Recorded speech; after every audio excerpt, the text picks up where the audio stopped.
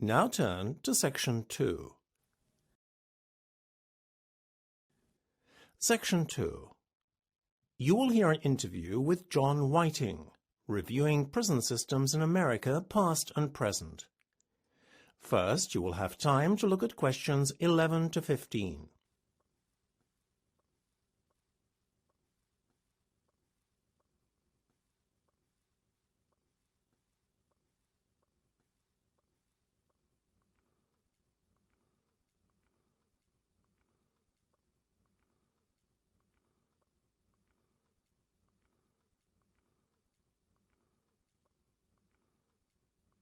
Now listen carefully and answer questions 11 to 15. Today the prison system is in crisis. Disorder and violence are the norm in many prisons. With us today is John Whiting to talk about how history could teach us a few things about running prisons more effectively and at less cost to the taxpayer. So, John, tell us a bit more about the lessons we could learn from the past. Well, today we see prisoners behaving aggressively towards prison guards, who themselves struggle to maintain discipline in prisons. We are giving prisoners too many rights. Maybe we need to adopt the prison systems used in past times to maintain better control in prisons. For one thing, prison systems in the past could definitely teach us about how to better control prisoners with fewer guards. I know it sounds too good to be true and a bit of a contradiction in terms, but certain prison designs from the past have done exactly this. In fact, it was in the 18th century that the design for the first really effective prison was thought of. Even today, the design is far superior to any modern prison building. The design was the idea of philosopher and social realist Jeremy Bentham. Named the Panopticon, after the Greek pan, meaning all, and opticon, seeing, the design allowed a single guard to watch many prisoners at the same time. It was an amazingly clever invention. Bentham's design had the form of a central guard tower around which the prison cells were grouped in a circular fashion, facing inwards towards the tower. Seen from a bird's-eye view, the design resembled a giant pie cut into segments, each triangular segment being an individual prison cell, with the watchtower at the centre. What made this design so clever was the fact that only one guard was needed to watch all the prisoners. As a result, fewer guards were needed, reducing cost and manpower. It also had the effect of making prisoners behave better. This was because, whilst the guard could in theory see all the prisoners at any one time, they could not see him, due to the way the prison was designed. So, manpower could be reduced to almost zero at times, if the guard wanted to take a break, as his prisoners would never realise they weren't being watched.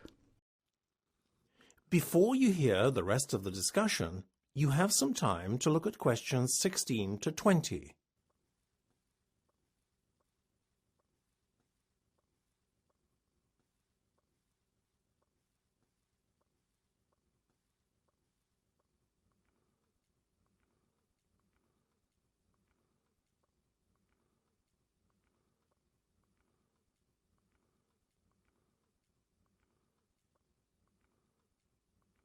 Now listen and answer questions 16 to 20.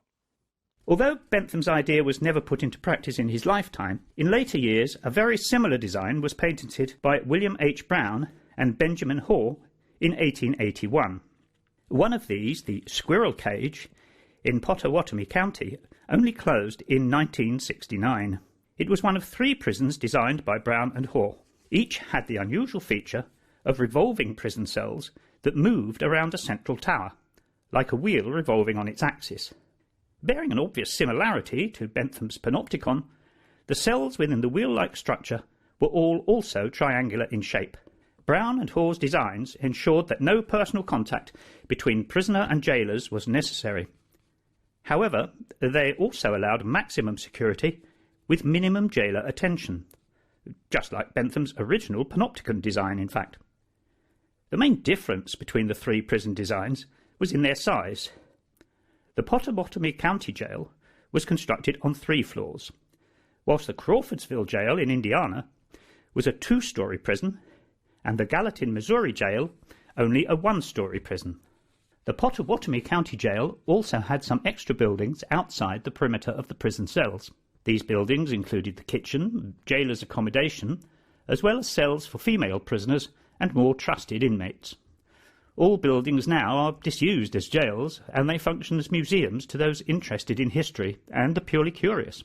Any modern-day visitor can now see firsthand the signatures and dates of many of the prison's infamous prisoners, which are carved into the prison walls.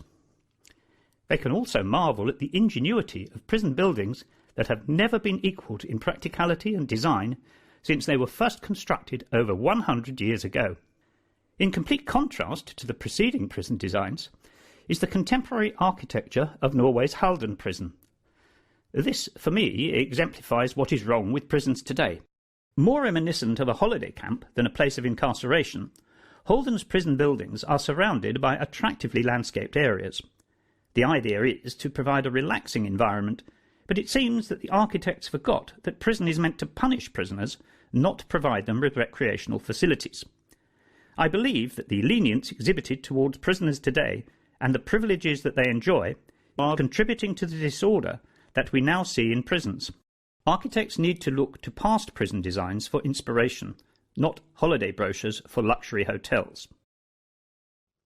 That's the end of section 2. You have half a minute to check your answers.